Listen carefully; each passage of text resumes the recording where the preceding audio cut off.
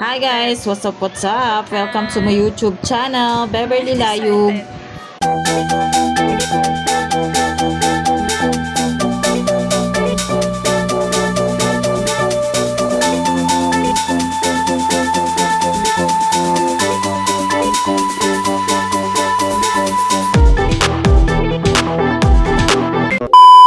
So for today's video guys ay nandito kami sa SM Bacoor at nasa bunutan pa nga si Mama ni Sanya dahil sa sobrang saya dahil nakapamasyal na naman kami dito sa SM Bacoor.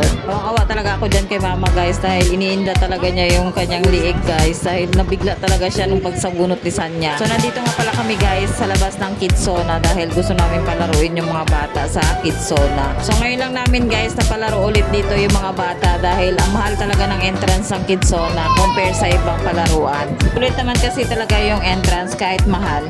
Sa iba kasi mura guys dahil maliit lang talaga yung kanilang playground. Sa Kidzona kasi malaki. So bago makapasok sa Kidzona guys ay may pinipil-upan pa kaya tamang antay lang kami dyan.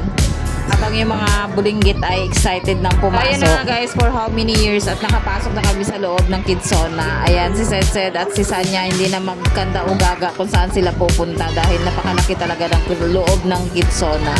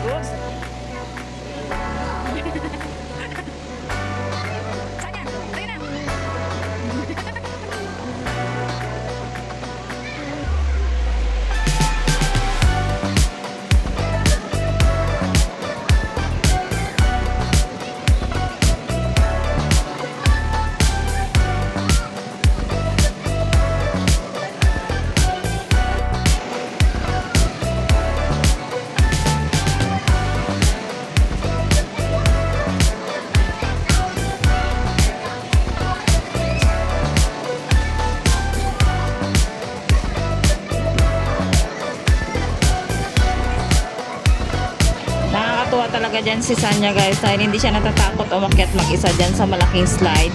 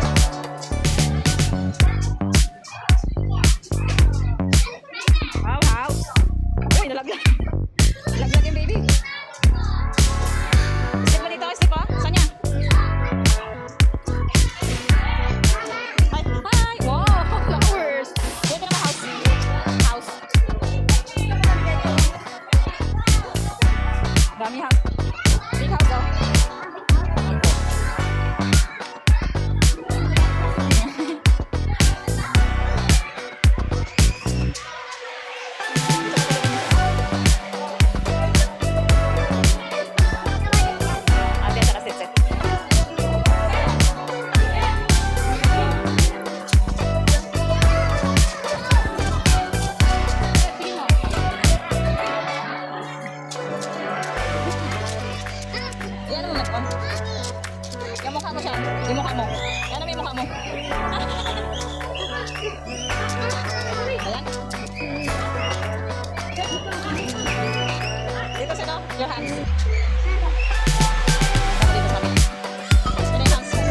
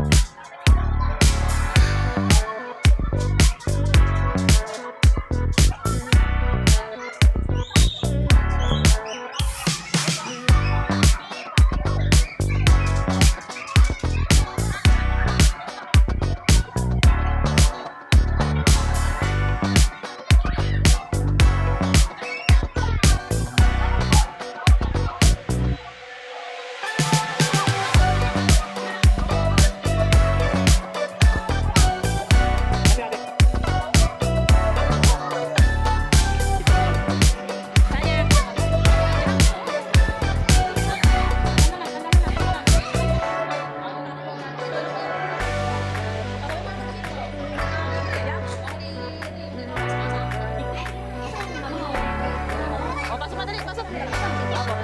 Abo. Ay, sila lang. Ayaw mo dyan? Set ka dyan. Ngayon ang fruits, oh.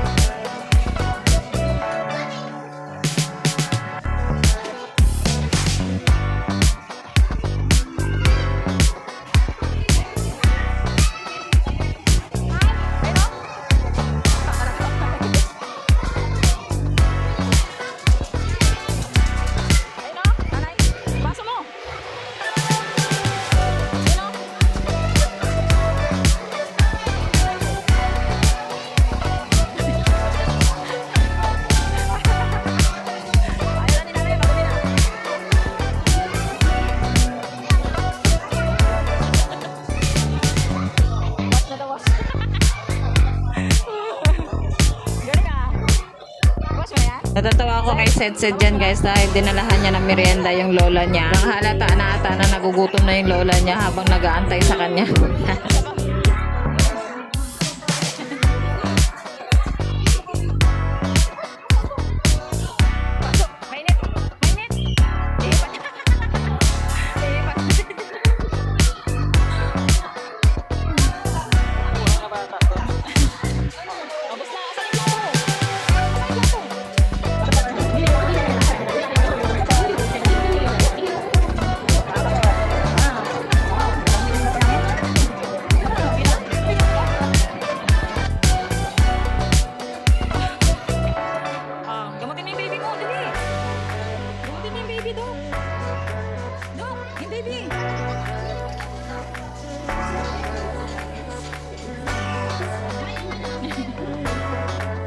So ayun guys, tapos na yung time namin sa Kids Zona at kakain na kami dito sa Rib Shack. Ayan, itatry namin kumain dito guys. Kami kasing kumakain nung time na yan guys, kaya naisipan din namin itry yung Rib Shack.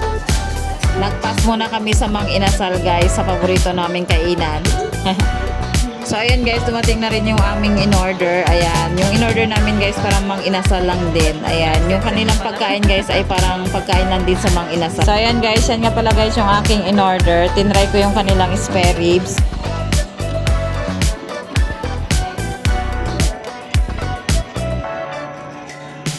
Asawa ko guys ay barbecue naman. Fast forward, ayan, tapos na kami kumain guys. Ayan, pauwi na kami. Dahil busog na rin kami at pagod na rin si mama. Totoo lang guys, pumunta kami ng SM dahil request talaga ni mama at saka ni Set. Pero sa time na yan guys, sising-sisi siya dahil ayaw niya na daw pumunta ng SM dahil napakasakit ng kanyang balakang. Minsan lang yan guys mag-request kaya pinagbibigyan talaga namin. Kasi alam ko nabuboring na siya sa bahay.